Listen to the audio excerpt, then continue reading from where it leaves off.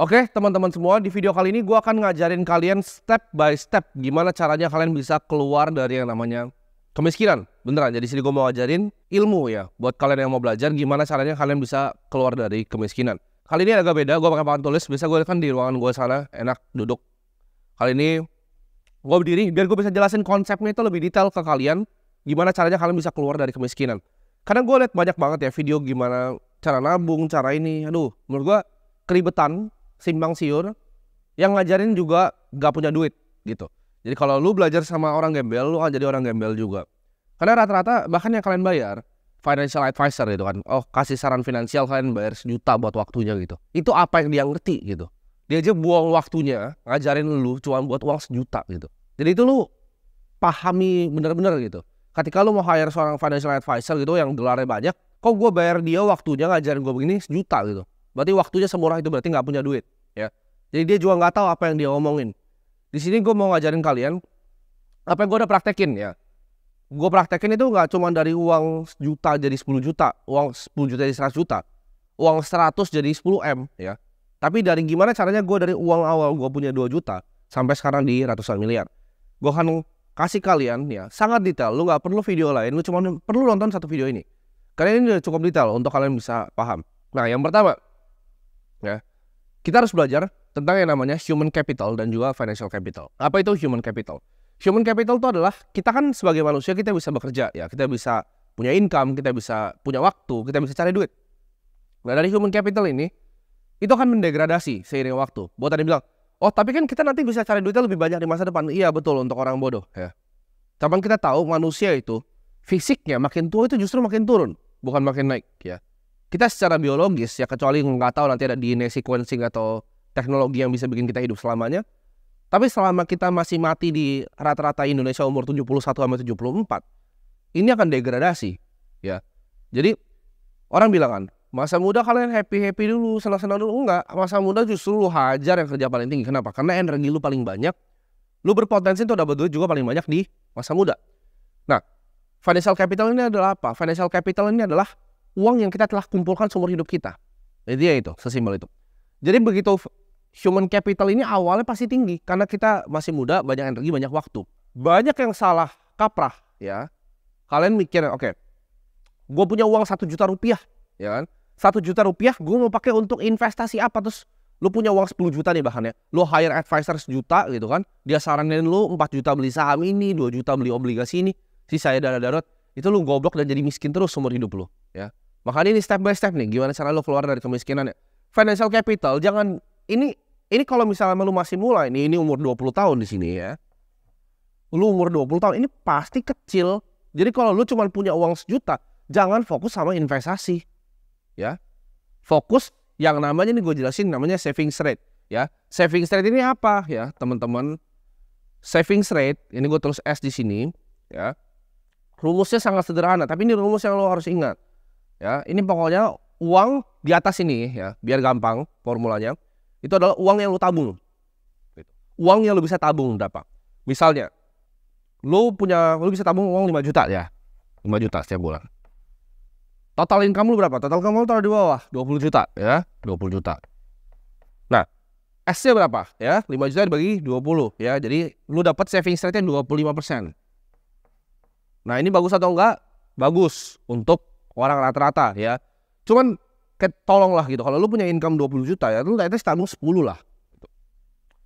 Ini 25. Nah, makanya balik lagi kan, orang selalu bilang, financial advisor selalu bilang, oh kalian targetin 10% yang kalian tabung dari kalian punya ini ya. Terus pakai acara lah 50, 30, 20. Nggak perlu 50, 30, 20 itu semua nggak ada yang penting ya. 50 untuk biaya hidup. Terus nih dia aja apa? 50, 30, 20 ya kan. 50 itu dipakai untuk biaya hidup, 30% dipakai untuk gaya hidup bahkan kan. Untuk senang-senang 20% ditabung gitu. Sekarang gue tanya lo, kalau income lu 1 miliar per bulan, 500 juta lu pakai buat apa di Indonesia? Nah, terus 300 juta pakai senang-senang 22 juta lu tabung. Itu formula orang tolol, makanya miskin semua yang ngajarin itu. Gak bisa gitu, gak bisa pakai begitu cara mikirnya ya. Kita akan pakai namanya nanti spending cap. Jadi spendingnya yang kita cap. Karena kan ini rumus di atas ini adalah total pendapatan kita dikurang total pengeluaran kita. Dapat kita 5 juta di sini ya. Jadi kalian paham angkanya 25% ini. Ini penting. Kalau orang ngajarinnya 20%, 15%, gue ngajarinnya 80 ya. Ini angkanya, sweet spot nih. Ya, Pareto 80-20. 80%. Bare minimum. Lu kalau mau dengerin omongan gue mau jadi kaya, bare minimum. Kenapa? Karena begitu human capital kita lagi tinggi, kita harus tembak semuanya ke bawah. Biar financial capital kita ketemu ini. Nah, ini rata-rata di Indonesia atau di dunia, itu di angka 65 ketemu. Ketika titik ini ketemu, ya, lu pensiun. Financial capital lu bisa nggak support semua biaya hidup lu. Dan lu gak usah pernah kerja lagi, karena human capital lu nih di umur 74 nih mati nih, degradasi di sini. Lu udah koit gitu. Ini cepat-cepat naikin ke 80%. Mumpung lu masih bisa kerja, mumpung lu masih bisa bikin duit. Jadi, kalau misalnya uang lu 10 juta, yang lu investasikan berapa? 8 juta. Terus, oh tapi gue biaya hidup gini. Lu kebanyakan gaya. Ya, gue kasih tau lu kebanyakan gaya. Gue masih naik ya mobil Ford Fiesta. Rekening gue isinya miliaran, bos. Ya. Orang kayak anak-anak seumuran gue itu umur 18 tahun, ya 19 tahun. Itu pasti udah aneh-aneh langsung ganti. Ya. Gue bahkan beli Audi aja mobil gue itu di saat aset gue udah berlebih, ya. Bahkan di saat aset gue udah hampir puluhan miliar, gue baru beli Porsche Cayman, gitu. Jadi gue nggak tiba-tiba langsung beli barang. Ya. Mungkin banyak yang kira gue spendingnya banyak. Kenapa? Karena gue udah nyampe di sini, bos. Serah gue mau spending apa juga uang gue udah nggak bisa habis gitu. Gue udah bisa pensiun bahkan. Ya, gue nggak usah bikin video-video gini ngajarin anak kayak kalian gitu. Gak penting buat gue. Kita balik lagi. 80% ini capnya, ya. Terserah lu mau dengerin atau enggak. Cuma lu percaya gue, angkanya itu sweet spotnya 80. Apapun yang lu bikin, lu tabung 80%. Oke? Ketika nanti lu degradasi, harusnya lu udah kena titik ini. Ketika lu udah mulai tua, lu harusnya kena titik ini. Nah, financial capital ini kita build dari awal. Sekarang pertanyaannya kan, gimana cara mempercepat financial capital naik biar ketemu? Bener kan? Karena average-nya di 65. Gimana cara kita tarik mundur nih? Ya. Jadi umur 30. Enak kan? 30 lu bebas. Cara tarik mundur adalah apa? Dengan permainan ini, ya. Financial capitalnya sekarang kita udah belajar human capital. Gimana caranya tambahin human capital? Gampang, kerja lebih keras pakai otak gitu. Income-nya gedein ya kalau lu kerja nih. Makanya gue gak pernah saranin, oh lu keluar dari pekerjaan lu full time di trading apa gitu. Lu jadi orang miskin, bos. Ya. Lu kerja aja, ya. Baik-baik sama bos lu. Lu kalau misalnya next ada, makanya gue gak suka. Ada orang ngajarin kayak begini, suka ngerendahin orang yang kerja gitu. Gak ada salahnya jadi orang yang kerja ya. Malah kerja itu jadi lu punya bantalan. Lu kerja, ya kan, lu kerja yang benar, lu cari side hustle, lu jualan barang kayak, lu bikin apa kayak di samping ya. Jangan samain financial capital sebagai human capital. Ini orang banyak yang tolol gitu. Ya. Ini dua hal berbeda. Human capital lu pisahin, financial capital lu pisahin. Nah, sekarang gimana cara kita grow financial capital? Karena human capital lu cari udah banyak lah.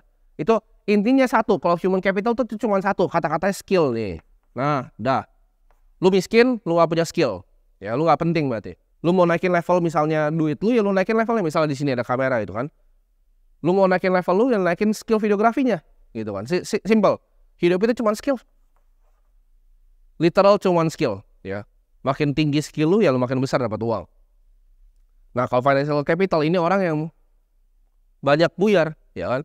Disuruh tabung dana darurat dulu, disuruh beli asuransi, dan lain-lain. Ya. Nanti itu gue bisa buka panjang dan lebar ya tentang itu semua, teman, bukan di video ini. Tapi nanti gue akan sharing. Ada beberapa jebakan yang akan bikin kalian gak akan grow ini ya. Karena jadi kalau kalian pernah cari-cari ya, ada di salah satu materi CFA level 3, yaitu ada konsep yang namanya single concentrated asset class position. Artinya apa? Satu posisi yang sangat terkonsentrasi. Jadi kalau lu mau bikin kekayaan, lu boleh diversifikasi. Jadi orang banyak yang salah nih. Mereka diversifikasi pas masih 10 juta gitu. 5 juta ditaruh di saham, ya kan? 2 juta ditaruh misalnya di Bitcoin, 3 juta ditaruh di reksadana pasar uang. Duit lu 10 juta, bos. Apa yang lu mau diversifikasi? Itu hilang semua juga, lu cari besok bisa gitu. Lu coba pikir pakai otak deh. Lu apa yang lu mau diversifikasi, uang lu cuma 10 juta, 100 juta. Apa yang lu mau diversifikasi? Itu hilang juga, masuk got juga, gue gak tahu gitu uang 100 juta. Jadi gak ada yang perlu diversifikasi di uang 100 juta. Kalau uang lu sini 1 triliun ya silahkan. Nah, lu mau bikin apa, kayak lu bikin restoran, kayak lu mau bikin tempat biliar, itu suka-suka lu gitu. Cuman kalau misalnya uang lu masih di sini, nggak ada gunanya diversifikasi. Single concentrated asset class position. Nah, aset class kita bahas aja nih. Anggap yang ini expected risk, ini potensi returnnya.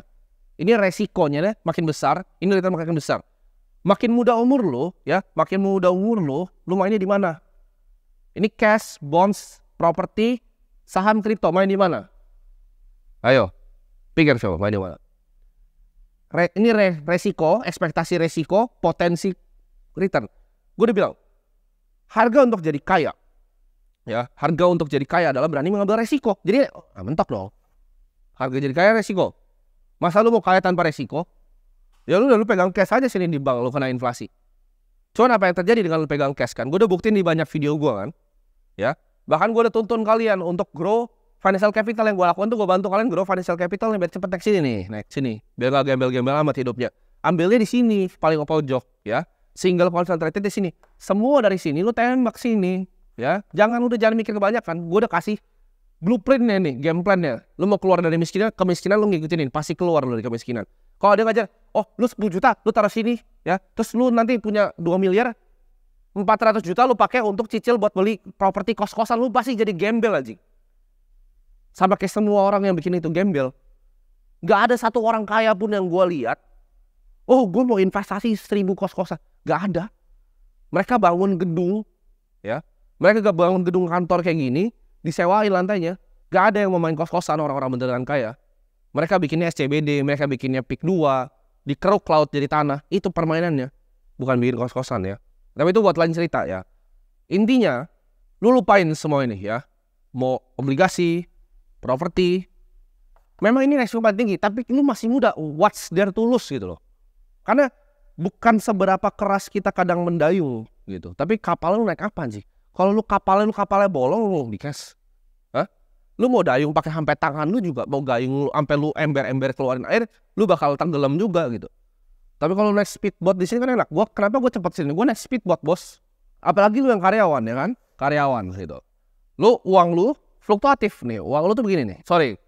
Karyawan, uang lu justru stabil bukan fluktuatif. Kayak begini. Patah kapur gua, nggak apa-apa. Ini pendapatan lu kalau karyawan ya. Kalau lu karyawan, lu harus cari investasi yang justru begini. Jangan lu cari investasi yang begini lagi, bos. Lu karyawan, lu tabungnya di sini. Gembel lu pasti seumur hidup. Tapi kalau lu cari yang ujung sini, kestabilannya cari dari gaji. Baru investasinya lu mainin begini. Karena kenapa? Lu bisa ngambil drawdown ketika dia turun, lu bisa tembak ke bawah. Karena lu punya.